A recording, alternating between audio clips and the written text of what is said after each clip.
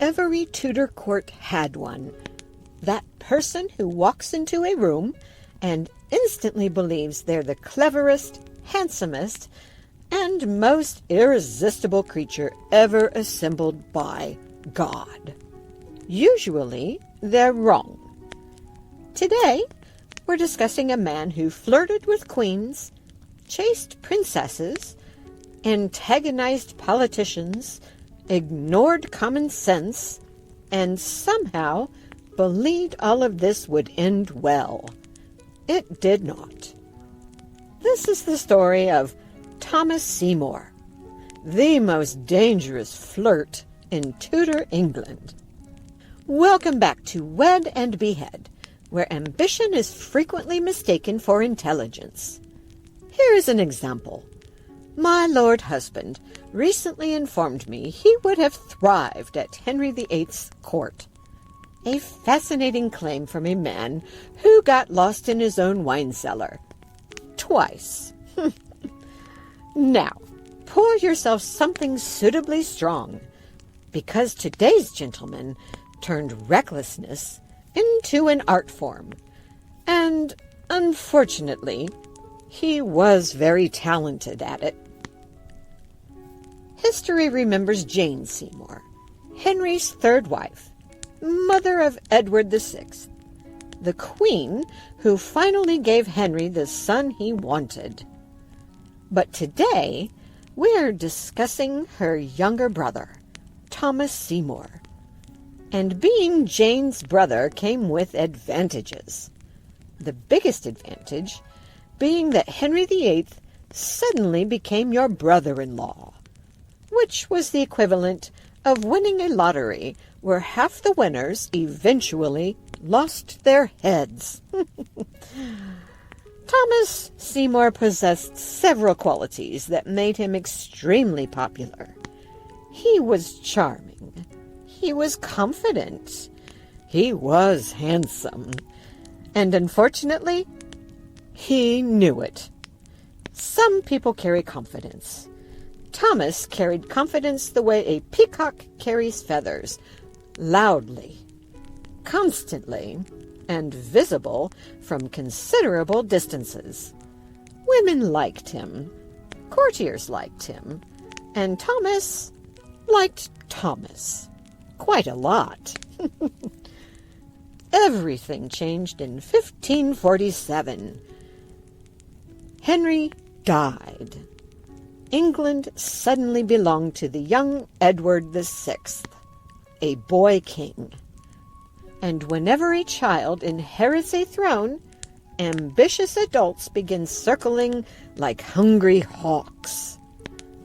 Thomas's older brother, Edward, quickly became Lord Protector, effectively ruler of England. Now, a sensible person might have been pleased. The Seymour family had reached the pinnacle of power. But Thomas was not interested in sharing power. He wanted his own, preferably all of it. And then came Catherine Parr, Henry's final wife, widowed, wealthy, intelligent, and quite possibly the only woman who voluntarily entered a marriage with Henry VIII and survived. Remarkable achievement. Even more remarkable, within months of Henry's death, Catherine married Thomas Seymour. Secretly, quickly, very quickly. One suspects that they had been interested in each other for some time. And unlike many Tudor romances, this one may actually have involved genuine affection. At least initially. Now here's where things become uncomfortable. Very uncomfortable. Because Catherine's household included a young princess, a teenager named Elizabeth, the future Elizabeth I. You may have heard of her. Tiny historical figure. Ruled England for 44 years. Defeated the Spanish Armada. the usual.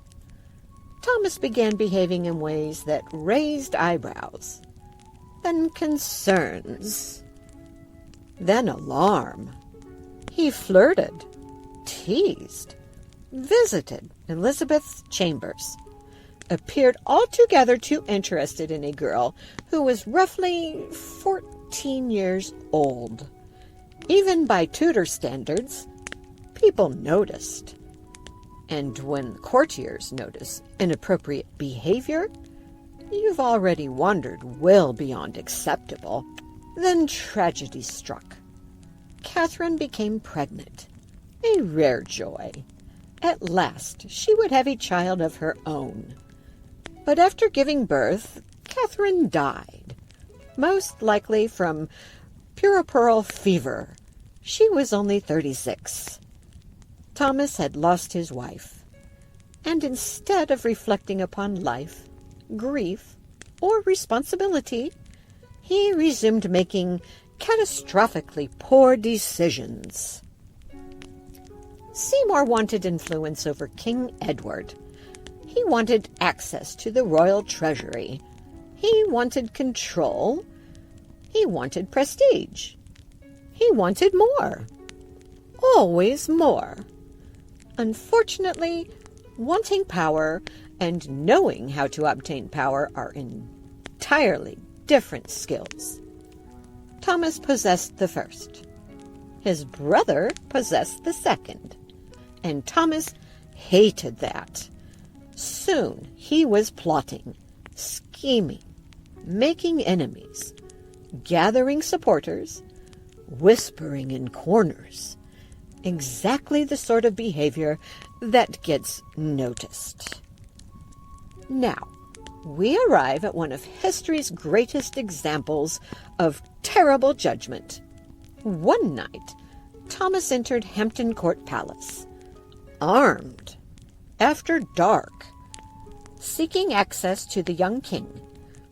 This was already astonishingly foolish. Then matters became worse. A guard dog began barking. Seymour shot it. Let us pause briefly.